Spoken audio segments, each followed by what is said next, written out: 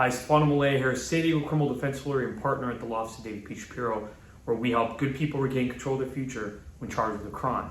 In today's video, I want to talk about a mitigation packet. Now, if you've worked with a lawyer or maybe you have an active case, you may have heard your lawyer talk about wanting to put together a mitigation packet to send over to the prosecuting agency. Now, let's talk about what a mitigation packet really is.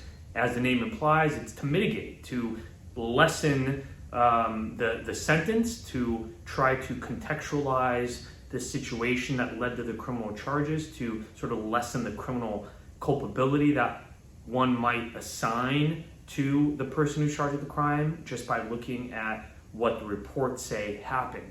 And so a mitigation packet is absolutely important. It is critical in a lot of cases. However, there's a few things to keep in mind when talking about mitigation packets. The first one is not every case demands a mitigation packet.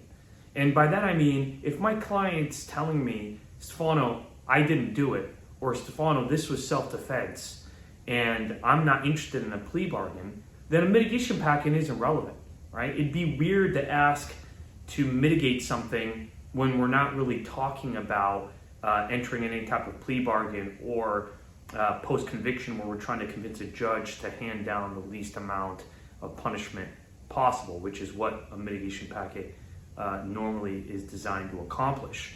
And so a mitigation packet is only going to be used when we're talking about either plea bargaining or to reduce a sentence from the judge. Now, there are different types of mitigation packages. Most of the time, they're going to include some type of character letter. And a character letter is not just, hey, this dude is a really nice person, a really good business person, a really good father, husband, etc. That's not what these character letters should do most of the time. There are some times where sort of a generic character letter is okay, but in the majority of cases, you want something tailored specific to the major central issues relevant to the case. And more importantly, a mitigation letter or a letter within the mitigation packet should also, when talking about the person's character, acknowledge that this person's been charged with a crime. If it's after a conviction or after some sort of plea, and we're, for example, pending sentencing, pending the judge making a decision about what the punishment should be, the character letter should acknowledge that the person has pled guilty. Because otherwise, there's always this question mark.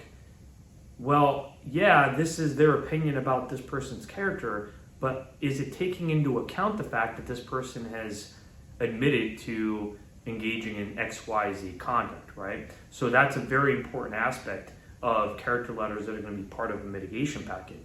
Another thing that you see in mitigation packets usually is a psychological evaluation. In sex crime cases, it's going to be a psychosexual evaluation. In some violent cases, they're going to be psychological evaluations that are going to be focused on making psychological assessments of someone's propensity to sort of commit a crime in the future, or sort of the source of the issue that led to the violent act, and whether or not there can be a plan for the future. Which brings me to another important point, which is the mitigation packet should not only talk about the context in which the incident occurred, it should not only try to humanize the client in a way that provides perspective outside of this case, but it should also try to create a plan for the future so that someone can look at it and say, okay, there are guardrails or safeguards being put into place in the future as far as a plan to avoid this type of scenario again, or to mitigate the chances that this person is going to be in criminal court in the future. So those things are obviously very important. And ultimately, the way in which this packet's put together, right? It's not just a bulk of papers that are being handed over to the prosecutor.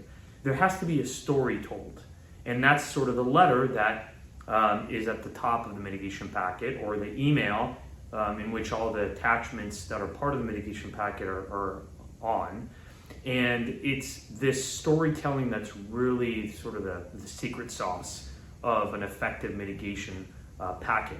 It's the ability to tell a story, to weave in all the various parts of what's included in the packet to make a compelling case for either a very favorable plea bargain or possibly a significant reduction in punishment as compared to what maybe someone else would be getting, or what the law calls for. So hopefully this video has given you some helpful information about what a mitigation packet is, what it includes, and some things to look out for as far as making sure that the mitigation packet is effective and it's doing its job with either the prosecutor or the judge. Again, hope this information is helpful. If you have any questions, please leave them in the comments or give us a call. Law Office of David P. Shapiro, 619-295-3555.